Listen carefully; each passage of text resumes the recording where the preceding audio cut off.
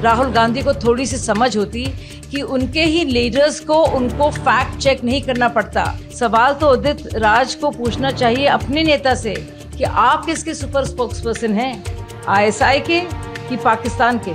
देखिए, ये जो पहल है ये दिखाती है कि लोकतंत्र जिंदा है और एनडीए के विधायक चाहते हैं कि स्थिर सरकार हो, बाकायदा स्थिरता वापस आए। प्रेसिडेंट्स रूल लगा हुआ है, हमने देखा है अशांति का दौर भी वहाँ रहा है और इसी के संदर्भ में वो मुलाकात करने गए। 22 एनडीए के विधायक हैं जो चाहते हैं, उन्होंने मुलाकात भी की और चाहते हैं एक तरह से बहाली हो, नई सरकार बनाई जाए। उधर दूसरा सवाल है कि कांग्रेस क्या कर रही है। सारा ज्ञान वो ट्विटर में बांट रहे हैं। जनता से उनका क्या संपर्क है। एक तरफ एनडीए है और उसके विधायक हैं जो बाकायदा जनता पर भरोसा करना चाहते हैं और करते हैं। दूसरी तरफ जनता से पूरी तरह से संपर्क तोड़कर कांग्रेस पार्टी सिर्फ ट्विटर पर अपने सारी स्ट्रैटेजी बना रही है और सारी आगे की रणनीति तैयार कर रही है। विधायकों का ये कहना है कि ज़्यादातर लोग चाहते हैं कि जो जनप्रिय सरकार जिसको जनता ने वोट किया था उसकी सरकार फिर से गठन की जाए और राज्यपाल ने भी कहीं ना कहीं पॉजिटिव रिस्पांस दिया है। तो क्या लग रहा है मैम कि अब सरकार बन जाएगी भारतीय जनता पार्टी? देखिए, ये फैसला राज्यपाल जी करेंगे और इस तरह की पहल की गई है और अंतिम में ये निर्णय उन्हीं का होगा कि वाकई में क्या प्रेसिडेंट्स रूल हटाया जा सकता है, क्या इस तरह का सूरत हाल है और उसके चलते जिस वजह से लगाया गया था क्या स्थिति सुधरी है, जिसके चलते वहाँ पे पॉपुलर सरकार को, चुनी हुई सरकार को वापस वहाँ पे रीइंस्टेट किया जाए। मैम, दुनिया भर में जा रहे हैं, ऑपरेशन सिंदूर पर ब्रीफिंग कर रहे हैं। थरूर साहब ने प्रेज किया प्राइम मिनिस्टर को ऑपरेशन सिंदूर के लिए और उन्होंने बस सुरक्षा बलों को भी प्रेज किया, लेकिन उदित राज साहब का बयान है, उन्होंने कहा ऐसी बात करते हैं थरूर साहब जैसे लगता है बीजेपी के सुपर स्पोक्सपर्सन।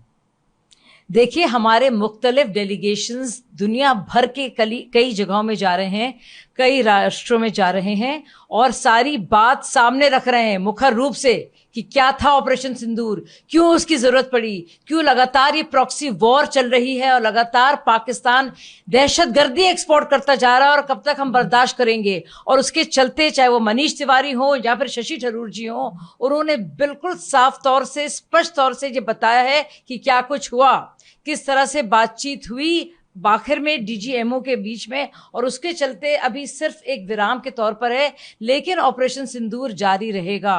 पहले भारत ने नहीं किया लेकिन अब भारत करेगा, जैसे कि आपने देखा 2016 में, 2019 में और अभी भी। ना सिर्फ हम लोग लाइन ऑफ कंट्रोल को पार करेंगे बल्कि इंटरनेशनल बॉर्डर को भी पार करेंगे और जो हमें बदला लेना है और जो ज़रूरी है उन आतंकवादियों को ख़त्म करना, उनके जो हेवन्स हैं, टेरर हेवन्स हैं, जो अड्डे उनके हैं, उनको नष्ट करना, उनको नेस्तो नाबूद करना, वो हम करेंगे। इस बात को बहुत ही प्रखर मुखर रूप से शशि थरूर जी ने और मनीष तिवारी ने सबके सामने रखा है। कांग्रेस के लीडर ज़रूर हैं लेकिन देशवासी हैं, देशभक्त हैं और सही बात रख रहे हैं। काश राहुल गांधी को थोड़ी सी समझ होती कि उनके ही लीडर्स को उनको फैक्ट चेक नहीं करना पड़ता। जहाँ तक बात है उदित राज जी की, तो मुझे अफसोस के साथ कहना पड़ रहा है कि इतने सीनियर लीडर शशि थरूर का वो मजाक उड़ा रहे हैं और कह रहे हैं वो सुपर स्पोक्सपर्सन बन गए हैं भारतीय जनता पार्टी के। सवाल तो उदित राज को पूछना चाहिए अपने नेता से कि आप किसके सुपर स्पोक्सपर्सन हैं, आईएसआई के कि पाकिस्तान के। उन्होंने एक विवादित बयान दिया, उनकी पार्टी भी है, राजनेता भी है वो, उन्होंने कहा है कहीं ना कहीं जो कन्नड़ भाषा का जन्म है वो तमिल से देखने को मिलता है। देखिए, जब बात होती है राष्ट्रभाषा की, राज्य भाषा की, लोग इसको लेकर बहुत ही जज्बाती होते हैं। तो संस्कृति पर, भाषा पर इस तरह के बयान देना, मुझे लगता है क्षेत्रीय जो भावनाएं हैं उनसे खिलवाड़ करना है। और जाहिर सी बात है, आप कन्नड़ भाषा को कह रहे हैं कि वो एक देन है, उसकी उपज हुई है तमिल भाषा से। तो मुझे लगता है कि कर्नाटक की जो अस्मिता है उसका भी अपमान है। और कमल हसन कोई इतिहासकार तो है नहीं, हिस्टोरियन तो है नहीं, उन्होंने स्टडी तो किया नहीं है, तो किस बिना पर, किस आधार पर वो इस तरह के बयान देकर कर्नाटक में जो देशवासी हमारे हैं उनको परेशान कर रहे हैं और उनके जज्बात के साथ खिलवाड़ कर रहे हैं। आवास पर बंडल्स ऑफ कैश मिले, जैसे वहां पर आग लगती दिखाई देती है। अब महाभियोग का प्रस्ताव जो है वो लाया जा सकता है, ऐसा तमाम रिपोर्ट्स क्लेम कर रहे हैं कि इम्पीचमेंट जल्दी ही लाया जा सकता है सरकार की तरफ से। देखिए, भ्रष्टाचार भ्रष्टाचार है, भ्रष्टाचार के इल्ज़ाम है। और कोई भी नागरिक देश का हो, किसी भी जगह हो, अगर इतने गंभीर आरोप हैं जिसकी चर्चा हो रही है, जिसको लेकर बाकायदा एक बहुत ही सीनियर जज के घर में कैश के बंडल्स पाए जाते हैं, फायर डिपार्टमेंट आता है और जले हुए नोट के गड्डियाँ पाई जाती हैं, तो बहुत ही गंभीर सवाल ज़रूर उठते हैं। अब देखना है कि खुद न्यायपालिका इसके बारे में क्या करेगा। न्यायपालिका की गरिमा जो है और जो उसकी इज्जत और विश्वसनीयता है वो सर्वोपरि है। तो मुझे लगता है कि इससे पहले कि सरकार कुछ करे, उनको खुद सोचना चाहिए था कि इसको लेकर हम इसको क्या कार्रवाई कर सकते हैं, चाहे वो एफआईआर की बात होती है या जांच की बात होती है। अब मुझे लगता है कि मामला इधर इस तरफ आ गया है और ये रिपोर्ट क्योंकि आ गई है सामने, सरकार के पास है जो इन हाउस कमेटी रिपोर्ट है। मुझे लगता है कि पार्लियामेंट को इम्पीचमेंट का जो प्रोसेस है जज को उसको उसके मद्देनज़र ये कार्रवाई हो सकती है और होनी चाहिए, क्योंकि करप्शन है और देश किसी को भी, चाहे आप किसी भी स्तंभ के हों, एग्जीक्यूटिव के हों, लेजिस्लेचर के हों, जुडिशरी के हों, आप मीडिया के हों, सिविल सोसाइटी के हों, आम लोगों के बीच के हों, करप्शन है और उसके चार्जेस को सीरियसली लेना चाहिए। और ये इतने ढेर सारी बातें हैं जिनके जवाब अभी तक सामने नहीं आए हैं।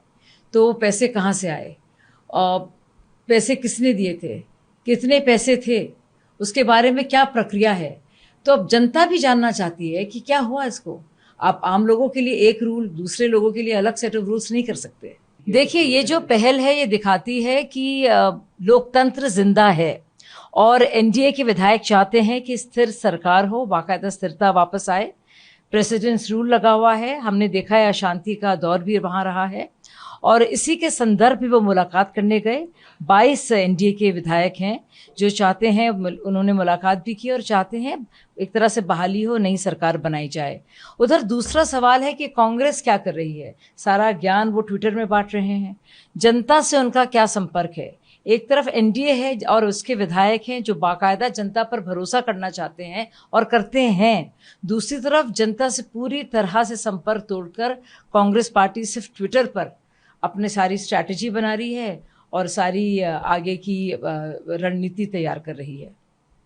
विधायकों का ये कहना है कि ज्यादातर लोग चाहते हैं कि जो जनप्रिय सरकार जिसको जनता ने वोट किया था उसकी सरकार फिर से गठन की जाए और राज्यपाल ने भी कहीं ना कहीं पॉजिटिव रिस्पांस दिया है। तो क्या लग रहा है मैम कि अब सरकार बन जाएगी भारतीय जनता पार्टी? देखिए, ये फैसला राज्यपाल जी करेंगे और इस तरह की पहल की गई है और अंतिम में ये निर्णय उन्हीं का होगा कि वाकई में क्या प्रेसिडेंट्स रूल हटाया जा सकता है, क्या इस तरह का सूरत हाल है और उसके चलते जिस वजह से लगाया गया था क्या स्थिति सुधरी है, जिसके चलते वहाँ पे पॉपुलर सरकार को, चुनी हुई सरकार को वापस वहाँ पे रीइंस्टेट किया जाए।